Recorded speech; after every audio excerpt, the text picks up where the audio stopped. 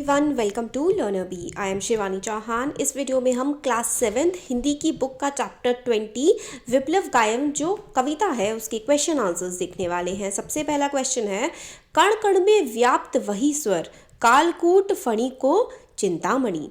तो इसमें हमें पूछा गया है वही स्वर, वह ध्वनि एवं वही तान आदि काव्यांश किसके लिए, किस भाव के लिए प्रयुक्त हुए हैं। ये भाव क्या हैं? तो देखिए इसका आंसर है वही स्वर, वह ध्वनि, वही तान। ये जो हैं ये तीनों के तीनों नव निर्माण का रास्ता खोलने के लिए तथा एक सेकेंड इसको थोड़ा सा बड़ा कर लेते हैं, तथा जन जागृति का आह्वान करने के लिए प्रयोग किया गया है इन तीनों का। इसके अलावा इन काव्यांशों का प्रयोग क्रांति की उस भावना के लिए प्रयोग किया गया है जो हर ओर व्याप्त है। तो जो क्रांति की भावना हर ओर व्याप्त है ना, उसके लिए इन तीनों का इस्तेमाल किया गया है।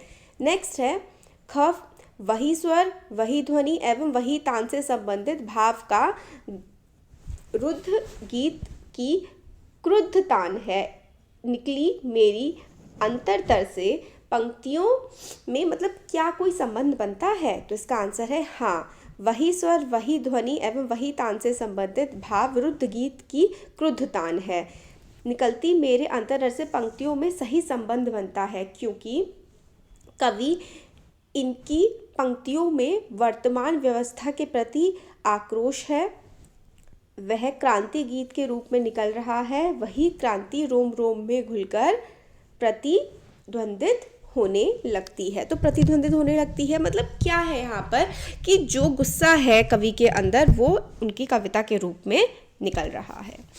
नेक्स्ट है, नीचे दी गई पंक्तियों का भाव स्पष्ट कीजिए। सावधान मेरी वाणी में दोनों मेरी ऐठी है। तो इसका देखिए आंसर देखिए, इन पंक्तियों का भाव यह है कि कवि लोगों को परिवर्तन के लिए सावधान करता है और वाणी से कोमल स्वर निकालने की बजाय कठोर स्वर निकालने के कारण उनकी उंगलियों की मिसराबें टूटकर गिर गई, जिससे उनकी उंगलियां ऐंठकर घायल हो जाती हैं। नेक्स्ट क्वेश्चन है, स्वाधीनता संग्राम के दिनों में अनेक कवियों ने स्वाधीनता को मुखर करने वाली ओजपूर्ण कविताएं लिखी। माखनलाल चतुर्वेदी, मैथिली चरण गुप्त और सूर्यकांत त्रिपाठी निराला की ऐसी कविताओं की 4-4 पंक्तियां इकट्ठा कीजिए जिसमें स्वाधीनता के भाव ओर से मुखर हुए हैं। तो इसका देखिए आंसर है, कुछ हमें कविताएं बतानी हैं। अलग अलग फ्रीडम फाइटर्स भी थे जो लोग, और जो कवि भी थे जिन्होंने अलग अलग कविताएं लिखी है। माखनलाल चतुर्वेदी की है द्वारपालिका खोल चढ़ भूद, मतलब इस तरीके से आप यहाँ पर ना देखिए अलग अलग कविताएं ले सकते हैं। तो ये माखनलाल चतुर्वेदी की है कविता, एक ही मैथिली चरण गुप्त की है और ये सूर्यकांत त्रिपाठी निराला की कविता दी गई है। आप इसमें से कोई सी भी कविता इन राइटर्स की जो कि फ्रीडम के लिए, हमारे देश की आज़ादी के लिए लिखी गई है, वो ले सकते हैं।